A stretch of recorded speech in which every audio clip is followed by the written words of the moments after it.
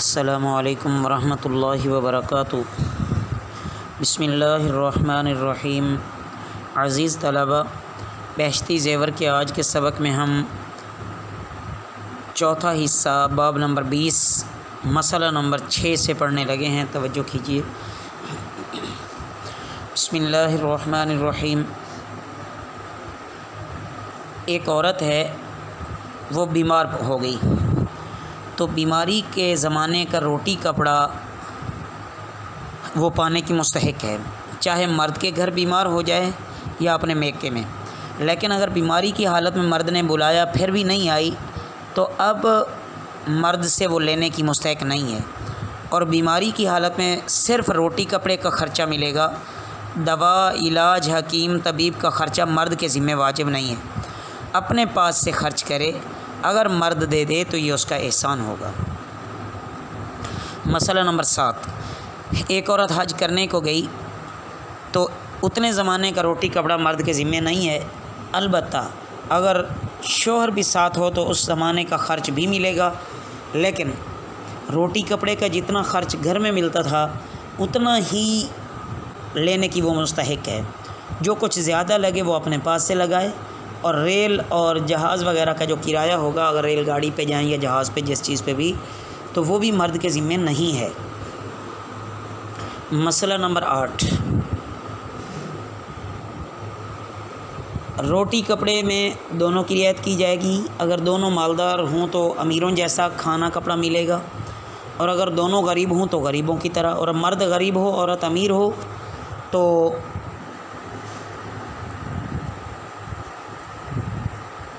मर्द गरीब हो और औरत अमीर हो, या औरत गरीब है और मर्द अमीर, तो ऐसा रोटी कपड़ा दे कि अमीरी से कम हो और गरीबी से बढ़ा हुआ हो। मसला नंबर 9। औरत अगर बीमार है कि घर का कारोबार नहीं कर सकती, या ऐसे बड़े घर की है कि अपने हाथ से खाना वगैरह बनाने, पीसने कूटने का काम नहीं करती, बल्कि वो ऐब समझती है, तो पका पकाया खाना भी उससे दिया जाएगा। और अगर दोनों बातों में से कोई बात ना हो तो घर का सब काम काज अपने हाथ से करना वाजिब है। ये सब काम खुद करे। मर्द के ज़िम्मे फ़कत इतना है कि चूल्हा चक्की और कच्चा अनाज, लकड़ी, खाने पीने के बर्तन वगैरह वो लाए और अपने हाथ से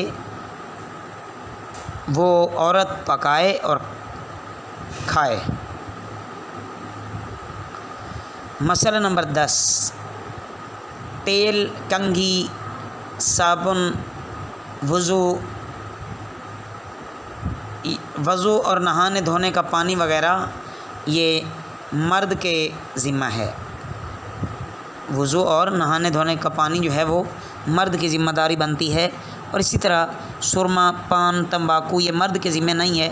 धोबी की तनख्वाह वगैरह भी मर्द के ज़िम्मे नहीं है। अपने हाथ से कपड़े धोए और पहने, और अगर मर्द दे दे तो ये उसका एहसान होगा। मसला नंबर 11। दाया वगैरह या दूध पिलाने के लिए अगर उसको बुलाया जाता है बच्चे को, तो वो उसकी मज़दूरी उसी पर है जिसने बुलवाया। मर्द ने बुलाया हो तो मर्द पर, औरत ने बुलवाया हो तो उस पर। और जो बिला बुलाए आ गई, कि बुलाया ही नहीं था और वैसे आ गई, तो फिर उसका वो मर्द के ज़िम्मे होगा कि उसको मज़दूरी दे। मसला नंबर 12।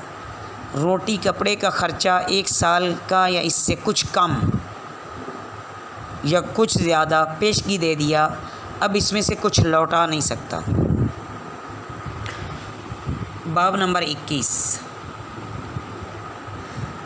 रहने के लिए घर मिलने का बयान। अज़ीज़ तलबा, मसला नंबर 1 देखें। मर्द के ज़िम्मे ये वाजिब है कि बीवी को रहने के लिए ऐसी जगह दे जिसमें शोहर का कोई रिश्तेदार ना रहता हो, बल्कि खाली हो, ताकि मियाँ बीवी बेतकल्फ़ी से रह सकें। अलबत्ता अगर औरत ख़ुद सब के साथ रहना गवारा कर ले तो साझे के घर में भी रखना दुरुस्त है। मसला नंबर 2। घर में से एक जगह औरत को अलग कर दे कि वो अपना माल असबाब हिफाजत से रखे और ख़ुद उसमें रहे। और उसकी चाबी वगैरह अपने पास रखे, वो किसी और को उसमें दखल ना हो, फ़कत औरत ही के कब्ज़े में रहे तो बस हक़ अदा हो गया। औरत को इससे ज़्यादा का दावा नहीं हो सकता और वो ये नहीं कह सकती कि पूरा घर मेरे लिए अलग कर दो। मसला नंबर 3, जिस तरह औरत को इख्तियार है कि अपने लिए कोई अलग घर मांगे जिसमें मर्द का कोई रिश्तेदार ना रहे, फ़कत औरत ही के कब्ज़े में रहे, इसी तरह मर्द को इख्तियार है कि जिस घर में औरत रहती है वहाँ उसके रिश्तेदारों को ना आने दे, ना माँ को, ना बाप को, ना भाई को, ना किसी और रिश्तेदार को। मसला नंबर 4, औरत अपने माँ बाप को देखने के लिए हफ्ते में 1 दफ़ा जा सकती है और माँ बाप के सिवा और रिश्तेदारों के लिए साल भर में 1 दफ़ा से ज़्यादा का इख्तियार नहीं है। इसी तरह उसके माँ बाप भी हफ्ते में सिर्फ़ 1 दफ़ा उसके पास आ सकते हैं।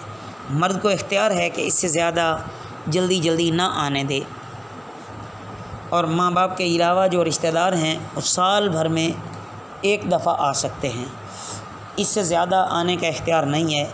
लेकिन मर्द को इख्तियार है कि ज़्यादा देर ना ठहरने दे, ना माँ बाप को, ना किसी और को।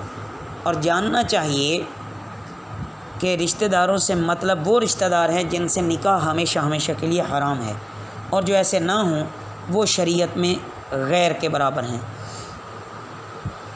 मसला नंबर 5, अगर बाप बहुत ज़्यादा बीमार है और इसका कोई ख़बर लेने वाला नहीं है तो ज़रूरत के मुताबिक वहाँ रोज़ जाया करे, और अगर बाप बेदीन हो यानी काफिर हो तब भी यही हुक्म है, बल्कि शोहर मना करे तब भी उसे जाना चाहिए। लेकिन शोहर के मना करने पर जाने से रोटी कपड़े का हक़ उसका नहीं रहेगा। मसला नंबर 6, गैर लोगों के घर ना जाना चाहिए। अगर शादी ब्याह वगैरह की कोई महफ़िल हो और शोहर इजाज़त भी दे दे तो जाना दुरुस्त नहीं है। शोहर इजाज़त देगा तो वो भी गुनहगार होगा, बल्कि महफ़िल के ज़माने में अपने महरम रिश्तेदारों के यहाँ जाना भी दुरुस्त नहीं है। मसला नंबर 7, जिस औरत को तलाक मिल गई वो भी इद्दत तक रोटी कपड़ा और रहने का घर वगैरह वो इसकी मुस्तहिक है कि उसे रोटी कपड़ा और रहने का घर दिया जाए। अलबत्ता जिसका खामद मर गया उसको रोटी कपड़ा और घर मिलने का हक़ नहीं है। हाँ, इसको मीरास सब चीज़ों में मिलेगी, इसको मीरास सब चीज़ों में मिलेगी।